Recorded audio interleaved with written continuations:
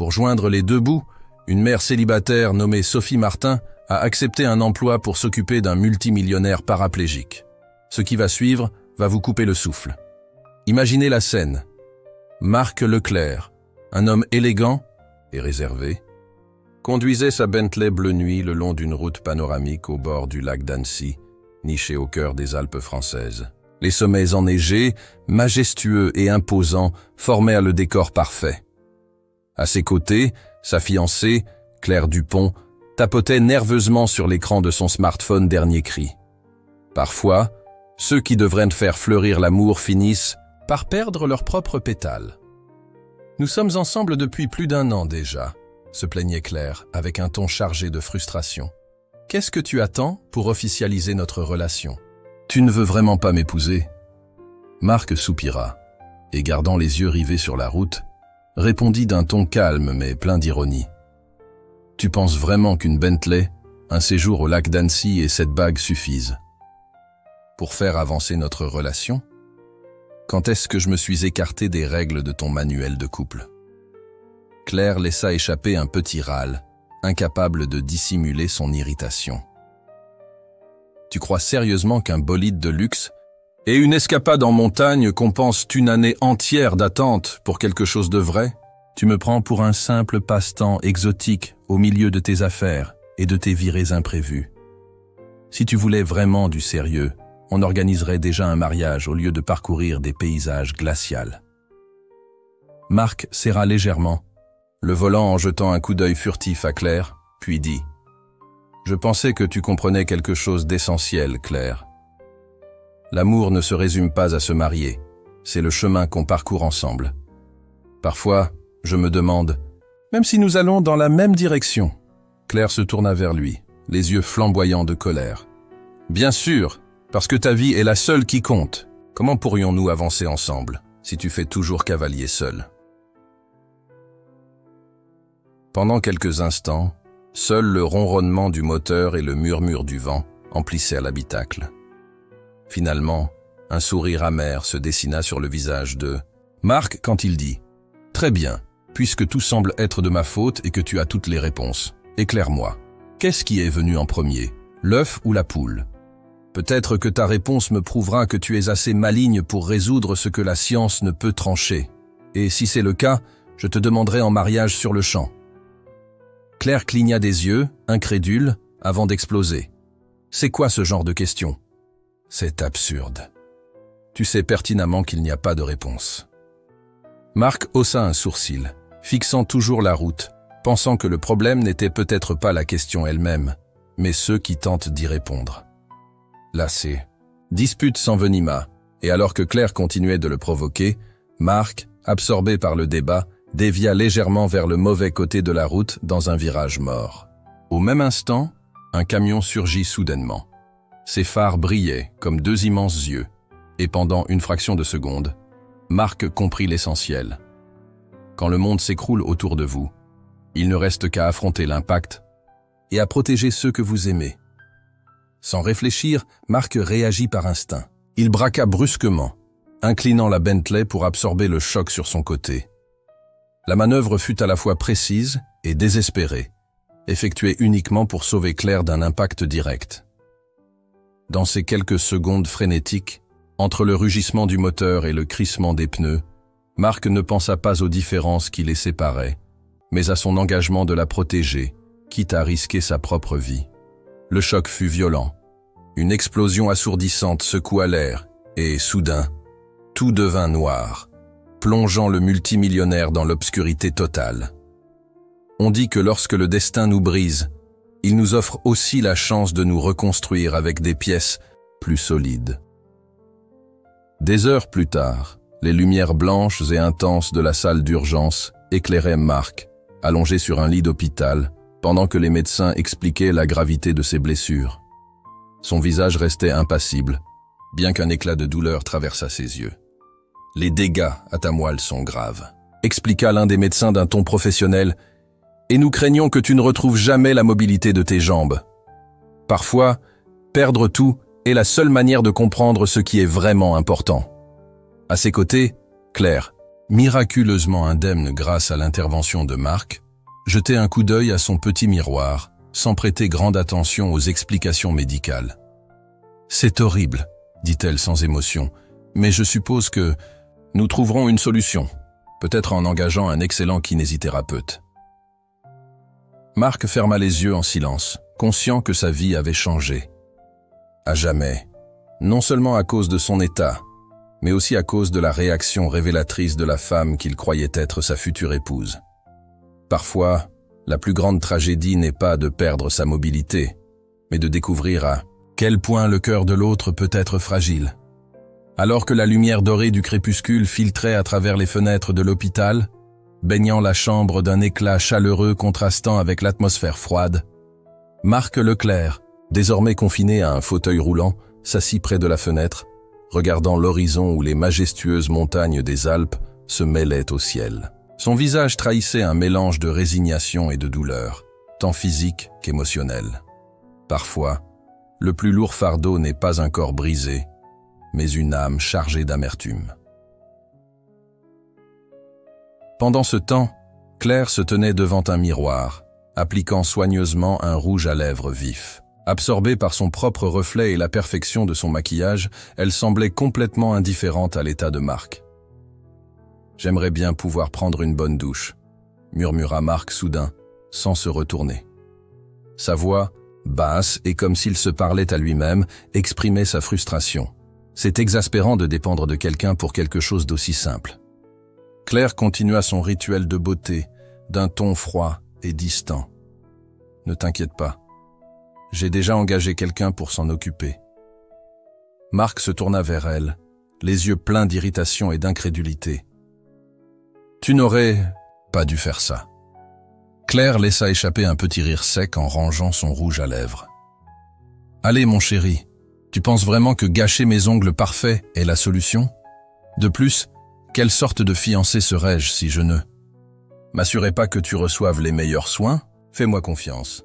J'ai fait ce qu'il y avait de mieux pour nous. » D'un sourire superficiel, qui semblait plus répété qu'authentique, elle s'éloigna.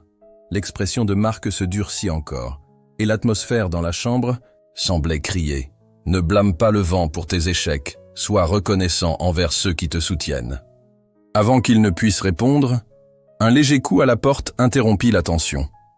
Marc esquissa un léger sourire et posa son rouge à lèvres. « Ah, ça doit être elle, » pensa-t-il. En se dirigeant vers la porte, Marc l'ouvrit rapidement et découvrit une jeune femme. Habillée d'une veste simple, mais avec une assurance naturelle et des yeux vifs, son visage était légèrement rosé à cause du froid. « Bonjour, monsieur Leclerc, » dit-elle d'une voix claire. « Je suis venu prendre soin de vous. » Avant que Marc ne puisse répondre, Claire intervint brusquement en poussant la jeune femme à l'intérieur. « Parfait, parfait, » dit Claire d'un ton pressé, avec un sourire forcé. « Je dois partir. » Elle se dirigea rapidement vers... Marc se pencha pour lui déposer un baiser sur la joue, laissant une trace rouge, et déclara « Mon amour, tu es entre de bonnes mains. Je reviendrai ce soir. J'ai des rendez-vous. » Une étrange sensation traversa Marc. Le vrai réconfort ne vient pas de quelqu'un qui te dit que tu es bien pris en charge, mais de celui qui agit sans en faire tout un plat. Avant de sortir, Claire se pencha vers la jeune femme et chuchota. « Comment tu t'appelles déjà ? Prends soin de lui et aide-le à soulager sa douleur, d'accord ?» Puis elle redressa sa veste chic, ajusta son sac et quitta la pièce en fermant la porte derrière elle. La jeune aide-soignante resta seule avec Marc, l'observant avec une expression mêlant empathie et professionnalisme. L'amour n'est pas un fleuve qui coule sans fin, c'est plutôt un pont, bâti par ceux qui osent le traverser encore et encore, malgré la peur de tomber. Pendant quelques instants, elle resta immobile, laissant le bruit de la porte se dissiper. Puis, d'un pas décidé, elle s'approcha de Marc en gardant une distance respectueuse. Il continuait de regarder par la fenêtre, ses mains crispées sur les accoudoirs de son fauteuil, comme s'il soutenait un poids invisible. « Monsieur Leclerc, » dit-elle doucement, « je m'appelle Tiana Laurent et je suis ici pour vous aider. Votre fiancé a demandé que je prépare un bain pour... » « Vous immédiatement !» Marc ne se retourna pas. Il ferma les yeux un instant et son visage, d'ordinaire impassible, se radoucit légèrement, comme si sa patience touchait à sa fin. Fronçant les sourcils, il répondit après un bref silence, d'un ton amer. « Pourquoi une inconnue? Doit-elle m'aider à prendre mon bain? Laisse-moi tranquille, je ne t'ai pas engagé. » Tiana garda son calme et l'observa avec douceur, inclinant la tête comme pour comprendre non seulement ses mots, mais aussi la douleur qui les motivait. « Un bon bain peut vraiment vous faire du bien, monsieur Leclerc, » dit-elle avec une sincérité désarmante, sans aucune prétention. Peu à peu, Marc pivota son fauteuil pour lui faire face, et leurs regards se croisèrent, des yeux sombres, mêlés de colère et de désespoir. « Rien ne pourra me faire me sentir mieux, » déclara-t-il en élevant légèrement la voix. « Vous ne voyez pas que je ne peux plus marcher? Je ne suis plus qu'un homme brisé, prisonnier de ce fauteuil. » La pièce se remplit, alors d'un silence seulement troublé par le doux murmure du vent dehors. Tiana ne détourna pas le regard et, après un court moment, s'avança d'un pas vers lui. Dans un murmure chargé d'émotion, elle dit « Parfois, c'est dans le silence de la souffrance que l'âme se renforce, et ceux qui restent immobiles apprennent à s'envoler de l'intérieur. » Les yeux de Marc se radoucirent, et la tension dans sa posture commença à se dissiper, la sincérité de Tiana le déstabilisant complètement. « D'accord, » murmura-t-il presque inaudiblement. « Préparez-moi le bain, s'il vous plaît. » Tiana esquissa un sourire tendre, non pas celui d'une victoire, mais celui de l'ouverture d'une nouvelle porte, et se dirigea sans un mot vers la salle de bain, laissant Marc seul avec ses pensées. Le bruit de l'eau qui coulait emplissait la pièce d'un murmure apaisant. Marc jeta à nouveau un coup d'œil par la fenêtre. L'horizon infini paraissait moins menaçant et un peu plus porteur d'espoir. Peu après, Tiana commença à nettoyer la peau de Marc avec une éponge douce, ses gestes semblant conçus pour faire fondre la tension accumulée. La salle de bain se remplit d'arômes réconfortants, lavande pour apaiser, eucalyptus pour purifier l'esprit et romarin pour rafraîchir les sens. La vapeur s'élevait en délicats tourbillons, dansant sous une lumière tamisée et transformant l'espace en un véritable havre de paix presque magique. « Monsieur Leclerc, » dit Tiana d'une voix douce, « respirez profondément avec moi. Laissez ce parfum vous envahir et, en expirant, imaginez que vous libérez toutes vos inquiétudes. » Marc suivit en silence, inspirant profondément et expirant lentement avec un soupir involontaire. Peu à peu, la tension dans ses épaules commença à se dissiper. Pendant qu'elle continuait, Tiana remarqua une longue cicatrice irrégulière, sur le dos de Marc, s'étendant du haut de sa colonne jusqu'à sa région lombaire.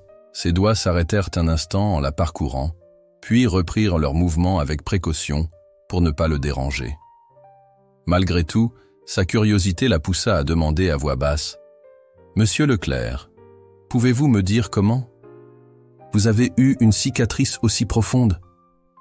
Marc resta silencieux pendant quelques instants, et l'atmosphère qui s'était adoucie se tendit de nouveau. Finalement, il parla d'une voix basse et tranchante. « Personne ne t'a rien. Expliquez quand on t'a engagé, n'est-ce pas? » « Monsieur Leclerc, » répondit Tiana avec douceur, « votre fiancé a juste mentionné qu'il fallait qu'on prenne soin de vous, le strict minimum. » Un sourire sarcastique apparut sur le visage de Marc, comme s'il s'attendait à cette réponse. « Tu veux savoir? C'était un accident de voiture. J'ai essayé de protéger quelqu'un qui était avec moi, et j'ai perdu mes jambes. L'intervention d'urgence était une tentative désespérée de stabiliser ma colonne, mais le pire n'a pas été l'opération. C'était de me réveiller et d'entendre le médecin dire que je ne marcherais plus jamais. » Avec une sincérité paisible, Tiana dit « Ce que vous avez fait ce jour-là est vraiment remarquable. Vous avez risqué votre vie pour sauver quelqu'un sans y penser deux fois.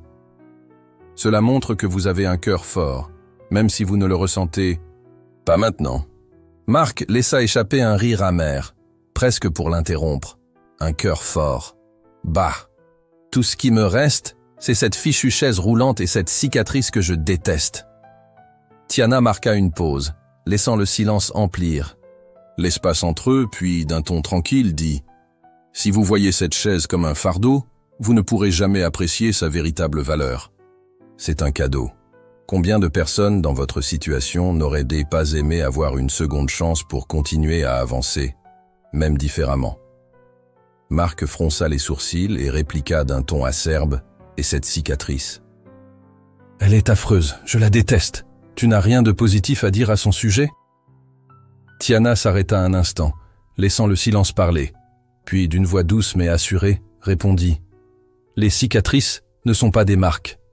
D'échecs, ce sont des cartes du temps qui nous montrent le chemin du retour. » Surpris, Marc se mit à rire amèrement. « Je préfère une vraie carte qui me guide vers un endroit concret. Et cette idée de retrouver sa maison, c'est la chose la plus absurde que j'ai jamais entendue. » Tiana le regarda droit dans les yeux et répondit doucement. « Retrouver.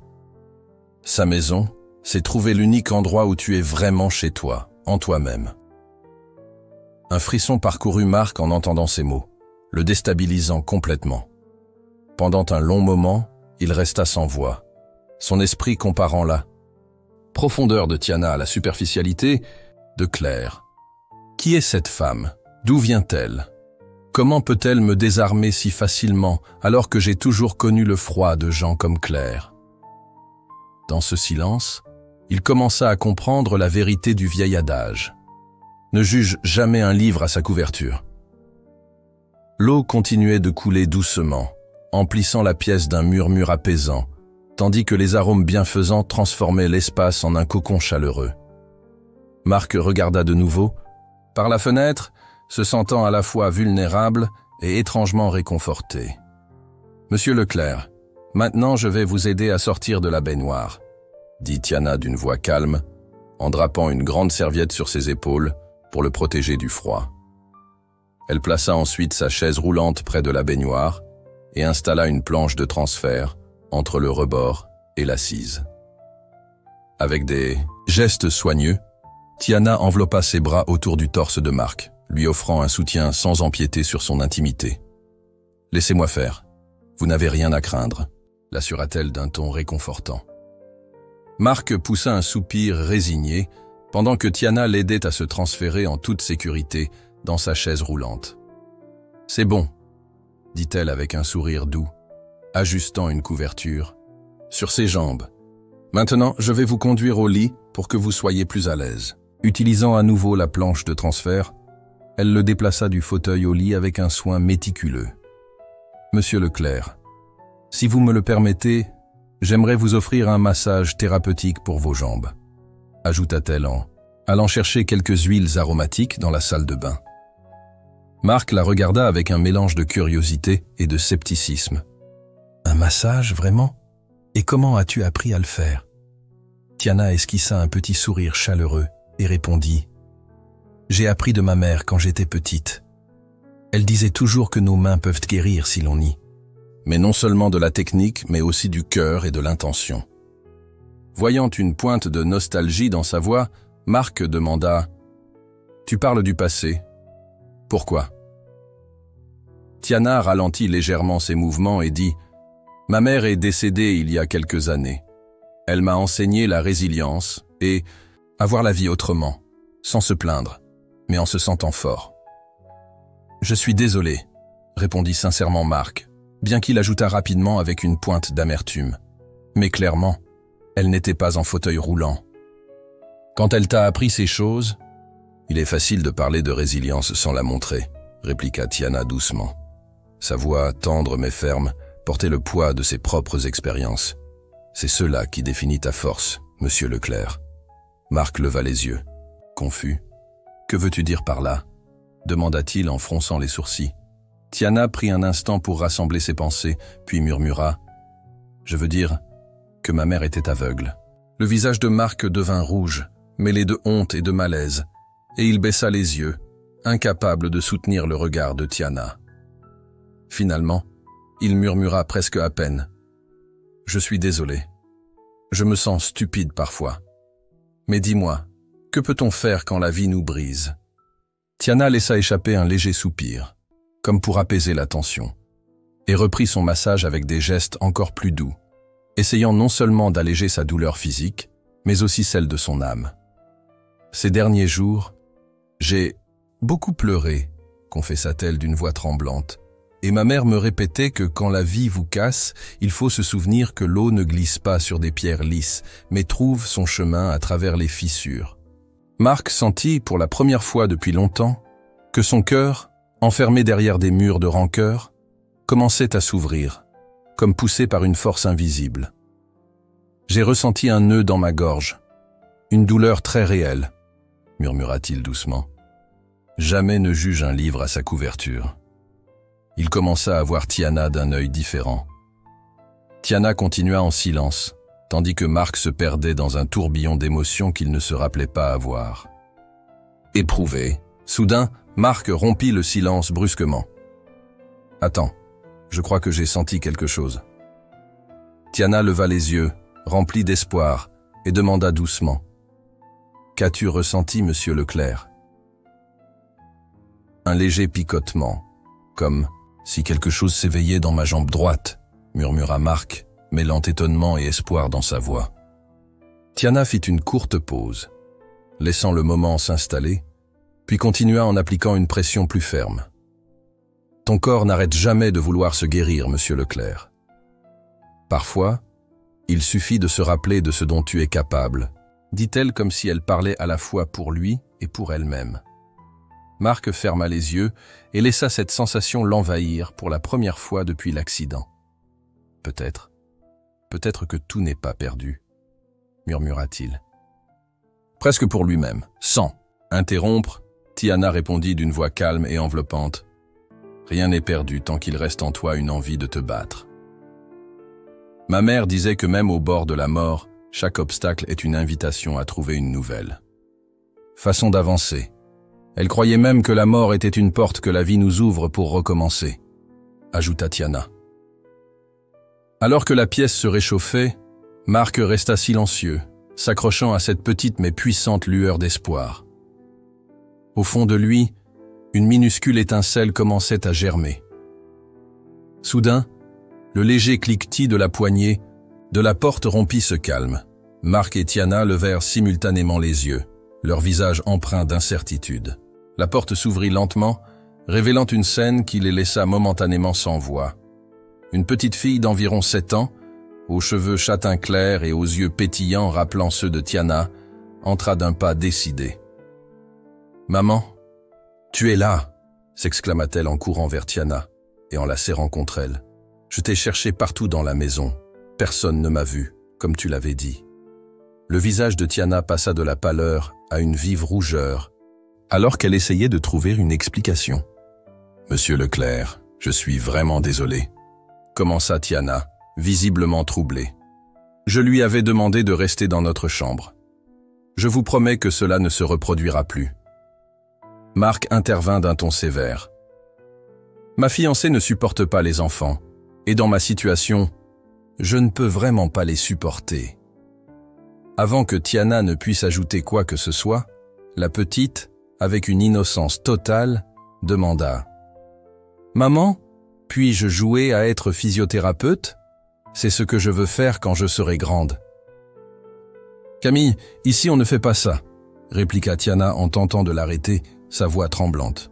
Mais la fillette, déjà les mains tachées d'huile, s'approcha avec détermination de Marc. Avec un sourire radieux, elle déclara « Moi aussi je vais aider. » Avec enthousiasme, elle ajouta « Je veux aider à améliorer tes jambes. » À cet instant, Marc sentit quelque chose de profond se fissurer en lui. La barrière qu'il avait bâtie autour de son cœur commençait à s'effriter devant l'innocence et la détermination de la petite. Il avala difficilement sa salive, et avant même de pouvoir répondre, Tiana intervint rapidement. « Camille, s'il te plaît, arrête. On ne peut pas continuer comme ça. » Marc leva la main pour l'interrompre. « Tu as amené ta fille. »« Sans demander la permission, » dit-il d'un ton ferme. « Et dis-moi, que s'est-il passé avec tes jambes, monsieur Leclerc ?» Il se pencha pour examiner ses jambes immobiles, puis ajouta avec un léger sourire. « Ma mère disait toujours que si quelque chose manque ici, la vie te le compense ailleurs, te rendant encore plus spécial. Tes jambes se remettent à leur manière. » Le silence qui suivit fut si profond que même le vent sembla s'arrêter. Marc sentit un nœud se former dans sa gorge et ferma les yeux un instant, comme pour se protéger de l'impact des mots de la petite. Lorsqu'il les rouvrit, il vit Tiana essayer doucement de l'emmener avec Camille, hors de la pièce. « Excusez-moi, monsieur Leclerc, je vais la sortir d'ici », dit Tiana, manifestement gênée. « Laissez-la rester », insista Marc avec une nouvelle fermeté. « Elle est la bienvenue d'ici, tout comme vous. En fait, apprends-lui à aider. Parfois, même de petites mains peuvent accomplir des miracles. » Les larmes montèrent aux yeux de Tiana tandis que Camille, rayonnante, s'exclamait « Merci, monsieur », en courant vers lui.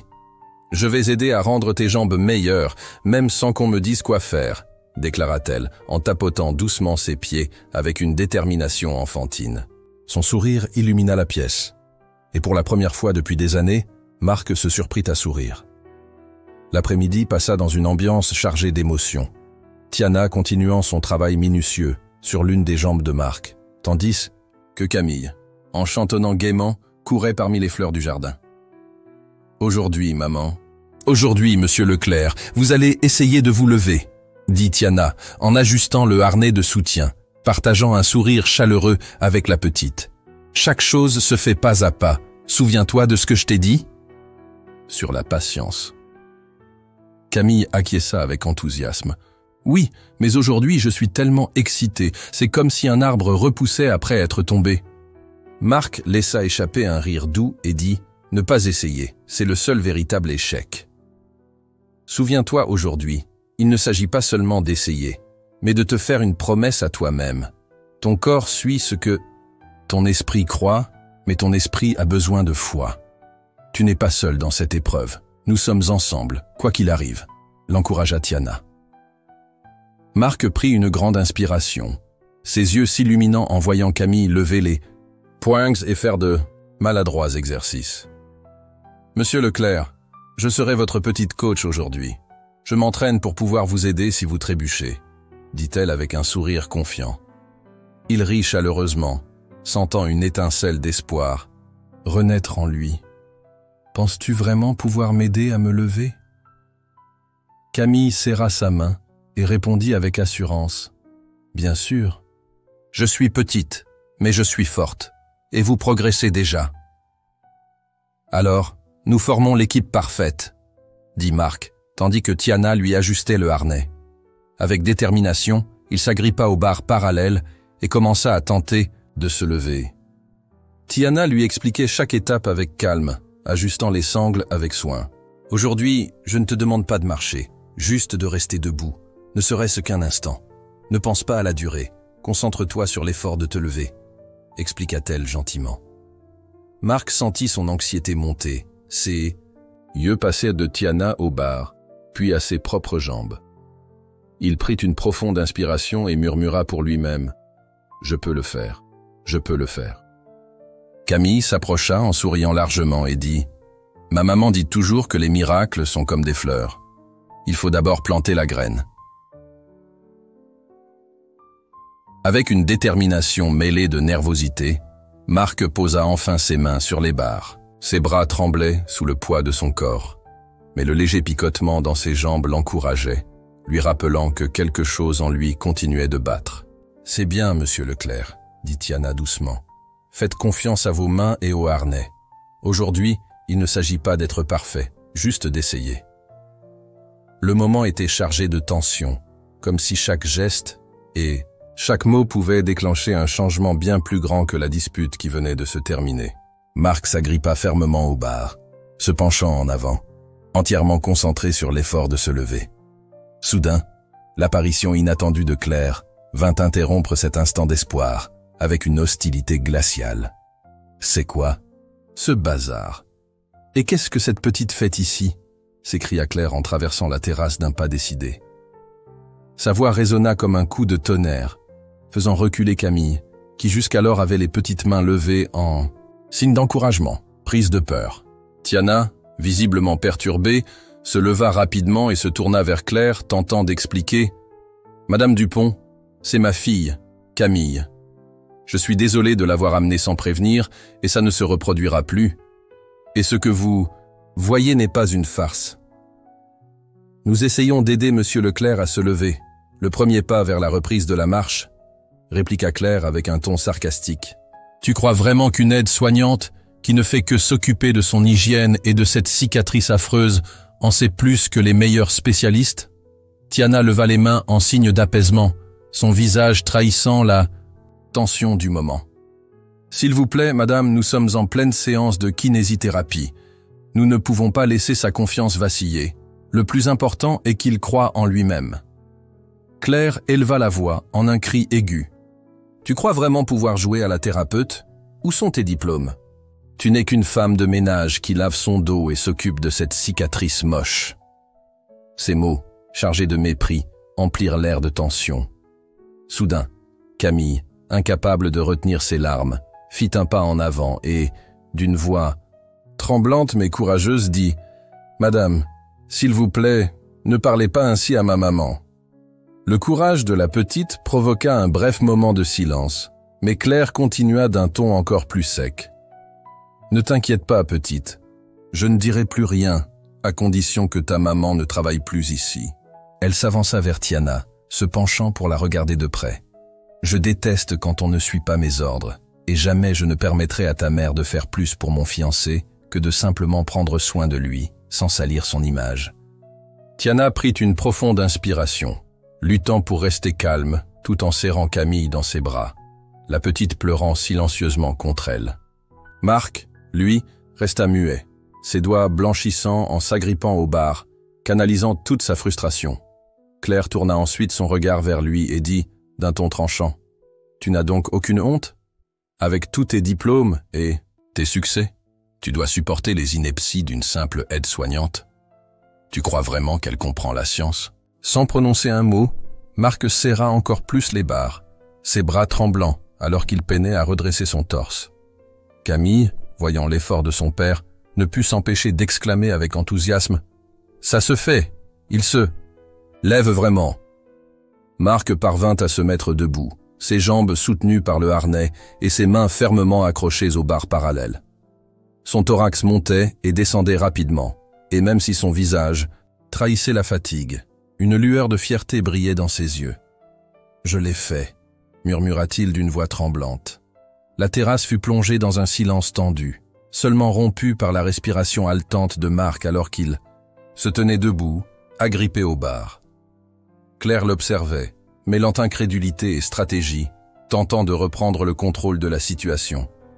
Sans quitter son regard, Marc parla d'une voix ferme et déterminée. « Maintenant, c'est moi qui parle. Tu as exactement 10 minutes pour rassembler tes affaires et quitter ma maison pour toujours. » Claire cligna des yeux, surprise par son ton, et força un sourire en avançant d'un pas pour tenter d'adoucir l'atmosphère. « Qu'est-ce que tu dis, chérie ?» demanda-t-elle d'un ton conciliant, bien que son nervosité fût évidente. « Regarde-toi, tu as tellement de force intérieure que tu arrives déjà à te tenir debout. Bientôt, tu seras celui qui donnera les ordres. » Marc, peinant à rester debout, interrompit froidement. « Il y a quelques instants à peine, tu ne croyais même pas en moi. » Claire leva les mains de façon théâtrale et répliqua. « Je l'ai fait exprès pour te donner le courage. » « Dont tu avais besoin. C'est comme quand quelqu'un te dit de ne pas faire quelque chose et que tu le fais encore plus fort. Je me suis basé sur cette idée. Et ça a marché, mon amour. Je suis un génie. » Elle tenta de l'embrasser. Mais Marc resta immobile, tel un roc, son regard fixant le sien avec dédain et fatigue. Tiana, les yeux embués de larmes, observa la scène, entre stupéfaction et émotion, tandis que Camille, blottie contre sa maman en pleurant, voyait Claire reculer dans une tentative désespérée de reprendre le contrôle. « Maintenant, nous allons vraiment nous marier », déclara finalement Claire en forçant un rire et en gesticulant comme pour célébrer une victoire. Marc là, regarda pendant de longs instants, chaque fibre de son être luttant pour le maintenir droit. Après une pause mesurée, il dit « Claire, j'ai ma réponse. » Claire fronça les sourcils, confuse, et demanda d'un ton impatient « Quelle question, mon amour ?» Marc esquissa un sourire amer avant de continuer. « Tu ne te souviens pas ? Je t'ai posé cette question juste avant l'accident. Celui que j'ai subi pour te protéger. Je ne vais pas m'en servir contre toi, parce que la bonté ne s'exige pas. Je l'ai appris d'une femme extraordinaire, dont tu ignores même le nom. » Il fit une pause, prit une grande inspiration, puis ajouta d'un ton calme mais percutant, « Laisse-moi te rafraîchir la mémoire. Qu'est-ce qui est venu en premier, l'œuf ou la poule ?» Claire laissa échapper un soupir de colère, alors que la situation dérapait. « Qu'est-ce qui ne va pas chez toi, Marc? Tu es devenu fou ?» Cette question n'a pas de réponse. Même la science ne peut la résoudre. C'est une blague. Marc détourna alors son regard vers Tiana, qui l'observait avec un mélange d'étonnement et de timidité. Avec un léger hochement de tête, elle répéta « Qu'est-ce que tu en penses? Qu'est-ce qui est venu en premier, l'œuf ou la poule ?» D'une voix douce et pleine de sagesse, Tiana répondit « D'abord est venue l'intention, parce que rien n'existe sans but. » Claire grogna avec dédain. « C'est absurde, ça n'a aucun sens. » Marc sourit, une lueur de clarté dans les yeux et dit « Voilà la réponse, Claire. Rappelle-toi que je t'avais dit que je ne me marierais que si j'obtenais la bonne réponse.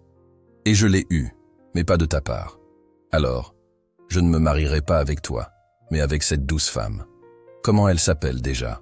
Claire recula, complètement vaincue, son visage rougissant de colère, et sans un mot de plus, elle sortit en hâte pour rassembler ses affaires. Le coup final fit que Marc, épuisé, retourna s'asseoir dans son fauteuil roulant. Son visage, couvert de sueur, était pourtant illuminé par une paix qu'il n'avait pas ressentie depuis des années. Tiana et Camille se précipitèrent vers lui et l'enlacèrent, mêlant larmes et sourires. D'une voix encore tremblante, Marc regarda Tiana et dit « Tu as entendu ?» Émue et surprise, Tiana lui sourit largement. « Veux-tu m'honorer en devenant ma femme ?» Prenant délicatement sa main, Marc répondit avec sincérité « Je t'aime de tout mon cœur. » Entre larmes, Tiana répondit « Je t'aime aussi, Marc, et j'ai tout donné avec tout mon être. » Camille, en les serrant tous les deux, s'exclama avec un grand sourire « Moi aussi je t'aime, papa. » Les trois se fondirent dans une étreinte pleine de bonheur. Des mois plus tard, avec l'aide d'un déambulateur équipé de roues et de supports, Marc entra dans une petite église où Tiana l'attendait au bout d'un couloir lumineux, vêtue d'une magnifique robe blanche. La petite Camille se tenait à ses côtés, tenant un bouquet de fleurs et regardant fièrement son nouveau père, l'homme qui avait tout perdu, mais qui avait retrouvé le vrai sens de la vie en découvrant ce qui comptait vraiment, et en apprenant à ne jamais juger un livre à sa couverture. Une fois les invités partis, dans une atmosphère mêlant rires et vœux chaleureux, Marc et Tiana trouvèrent un moment de calme dans un coin du jardin de l'église. Camille courait joyeusement parmi les fleurs, ramassant des pétales tout en chantonnant une mélodie entraînante, une main sur son déambulateur et l'autre entrelacée avec celle de Tiana, qui regardait sa fille avec un amour immense et une gratitude sincère. « Tu sais ?» dit Tiana en regardant Marc avec tendresse qui éclairait tout autour. « Avant de te rencontrer, je pensais que ma vie n'était que ruine. Je ne comprenais pas comment perdre une partie de soi pouvait laisser place à du renouveau. Mais tu n'as pas seulement apporté des fleurs dans ma vie, tu as aussi aidé à guérir mes racines. » Marc la regarda avec une tendresse qui inondait tout et dit « Et les racines, bien qu'on ne puisse les voir, donnent la force à l'arbre. Toi, Marc, tu es cet arbre.